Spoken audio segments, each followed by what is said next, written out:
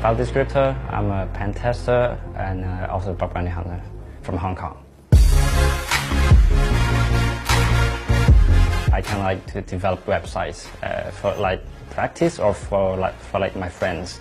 And then one day I read a book, and the book basically tells me that if you do something like this, you'll get like hacked because it's a vulnerability. And then I was completely mind blown because at that time I realized all the code I wrote was like vulnerable to it. So that's pretty much how I got into this security thing. Bug bounty was not a thing back then. Fast forward to a few years later, and I go to Twitter, and I saw some people tweeting about they got rewarded for the security issues reported to company. I was shocked because I never realized you can earn money by like reporting bugs to companies. And then I kind of like want to try it.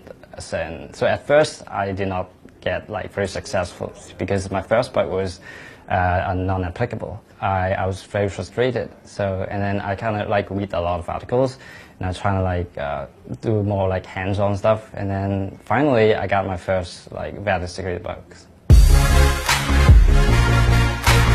For me to hack there's two reasons. So the first is it's fun. It's very challenging. And the second reason is you can like help the company to become more secure. So if you notice, I mostly hack on Twitter because I think the reason why I hack on Twitter is because I use Twitter a lot. So whenever I use Twitter, I can also like hack on the platform. So by using Twitter, you can also like know what the features are, like what the endpoint they have. So it's less boring because you're not just purely like hacking. You're also like using platform. So besides Twitter, I also hacked on like Google because I also use Google obviously, and then as well as like GitHub because those are the products that I use a lot. Whenever I find a big bug, I'll be excited.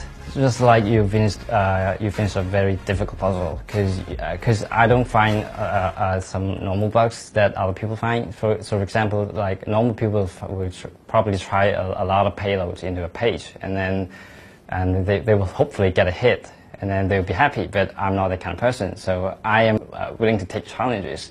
And there's another reason is because if something is very difficult to find, there are probably not many people who can find bugs. So I want to take this approach to like find some really difficult puzzles to solve. And then so if I can solve the puzzle, I'll be very happy because it's beyond the money, right? It's more like you get the successful feeling.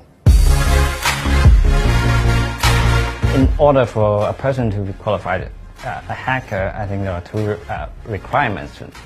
So the first one is you have to like understand something very fundamentally. So say like you don't have to be like hacking stuff, but you have to understand something in a very deep knowledge. So for example, I like to read a lot of specification because so whenever you approach a weird bug, if you have the knowledge of something about the specification, you can probably spot it. Oh, it's probably anti specification, so it might be a security issue.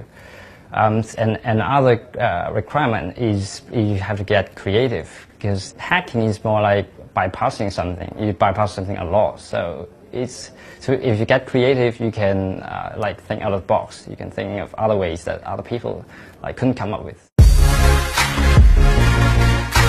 Being here in London for the live hacking event is like a privilege, right? Because they're all the best hackers here, so I'm glad that I'm one of them. You can directly talk to the customer because it's not like a very user experience. Because usually you can only like talk to like with the platform and just use the tag. So it's like talking to a bot, right?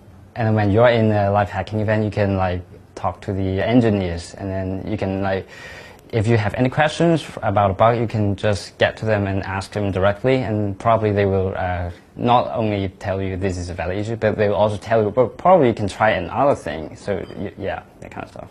So basically, HackerOne paid for everything, for me to fly, and then the hotel and everything. So it's very nice. You can also like meet a lot of people around the world. So it's not a very common thing to do, right? You can so besides hacking stuff, you can also like chit-chat a lot about the culture, the countries, and other stuff.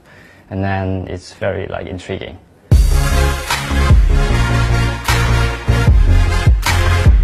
I'm planning to purchase an apartment from my bug bounty money.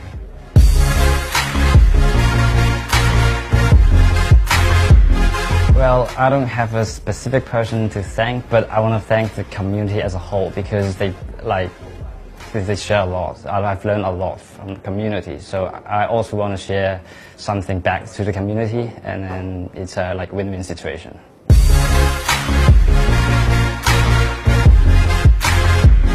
So my advice is to not look at the low-hanging fruits because the low-hanging fruits are already picked up by, for example, some scanners or someone who is very experienced from the bug bounty thing. And I also recommend to read a lot. By read a lot, I don't mean books. Books are kind of like a dead object. So I kind of recommend you to read the blog posts because you can get the process of thinking and also keep track of the latest trend.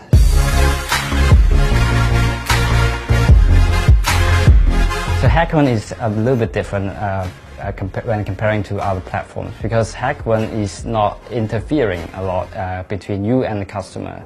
And another reason is HackerOne has the activity thing, right? So you can read a lot of the publicly disclosed reports. So it also helps you to learn a lot from other reports.